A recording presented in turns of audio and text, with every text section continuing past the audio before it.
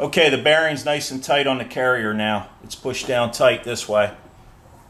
Okay, you can see the bearing's nice and tight now along there. And it's just a little bit recessed past the carrier. So it sets down in there. And then the race will go right over top of this like this. That'll be that. And it'll go in. Alright, let's get the other.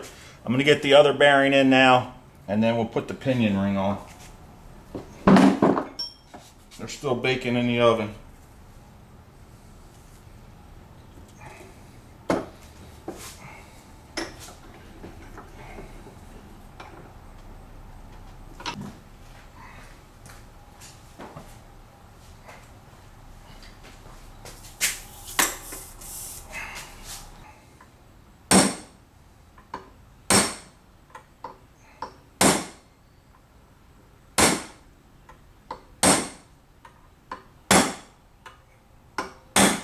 That's it.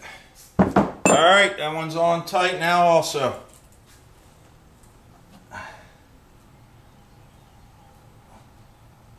I'm looking between the bearing housing and the bottom of the carrier case, and it's tight. There's no gap there, so I know it's good.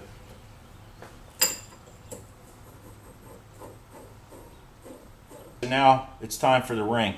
I'll go get it out of the oven. Flip this sucker over.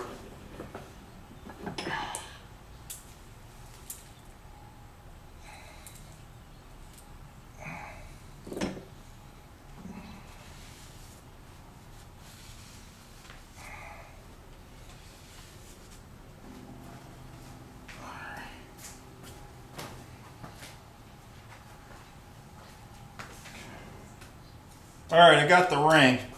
So now the trick is lining up these holes with the threaded part that's in the ring right here. So let's get to that step. This thing is hot. I can't hold it too long. Woo! Drop right on there. Sweet. Just flip it over. Let's get a bolt started actually before it locks up on there. Nice.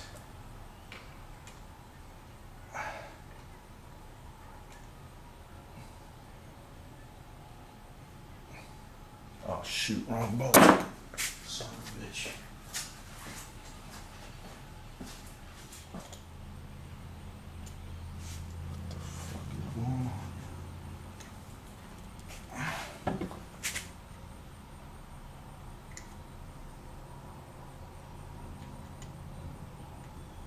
Oh shit.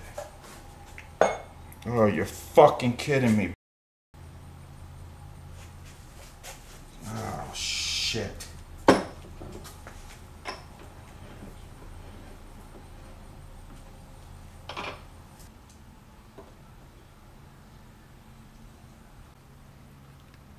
Yep, the little bastard got me. Well, these holes here are 3/8 on the new carrier, and the bolts we need are 7/16, so they won't fit through. So I got to drill this out. I got a 7/16 bit. I wrap this up, put a condom on it. If you want to make love, you got to put on a glove. So you don't want all those metal filings falling into these new bearings. That would suck. You know what? All right. I'll start drilling. All right, the sucker's drilled out.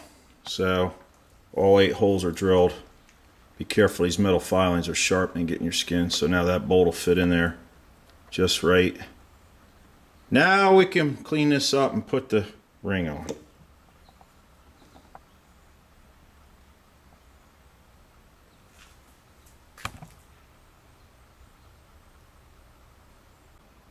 Alright, so I slipped the ring on. It came out of the oven, dropped right on. Got it started with these 2 bolts right here. You can see there's a small gap right along there. That's normal. And I'm putting thread lock on these bolts here. I'll torque them all down to 20 pounds, then 40 pounds. Then I'll probably finish with about 60, 65 pounds. Check your specs. So we'll get all this torqued down. And this thing's prepped and ready to go into the rear differential. You can't beat me, dude.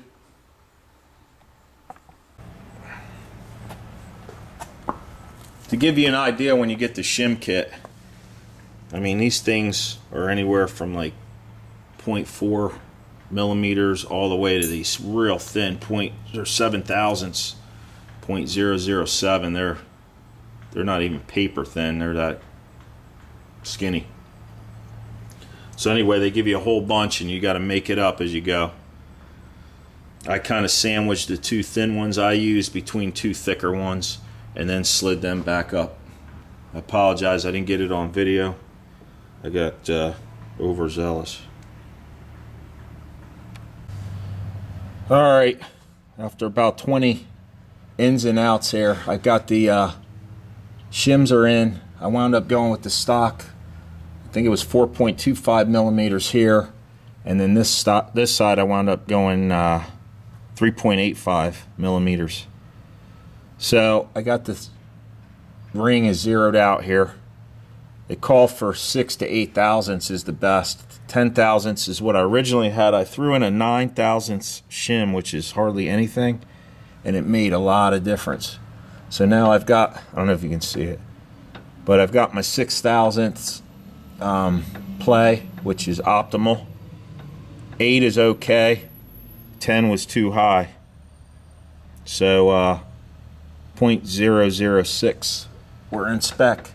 Alright, now that everything's set up, I'm going to torque these bolts down. These are the bearing cap bolts.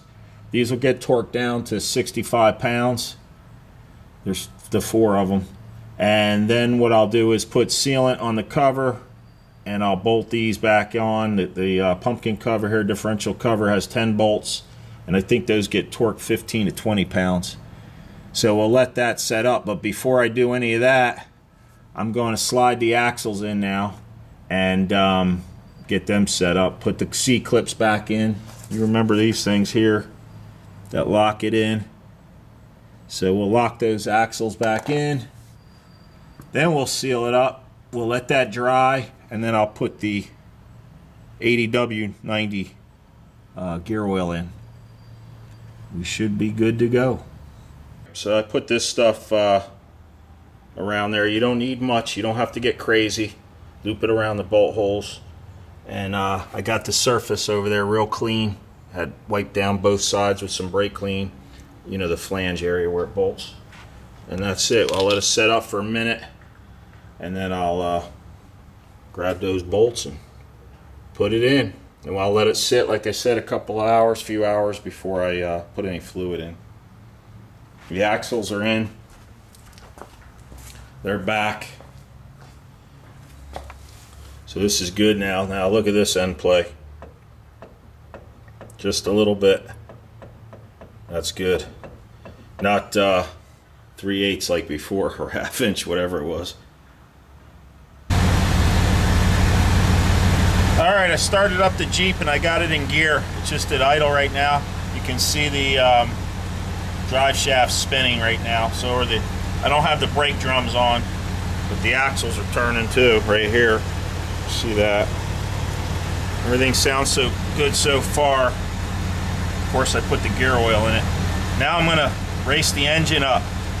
And earlier you heard how much it was groaning and squealing. So let me gas it a little bit and we'll see if it's any quieter. Fingers crossed, chaos stays away.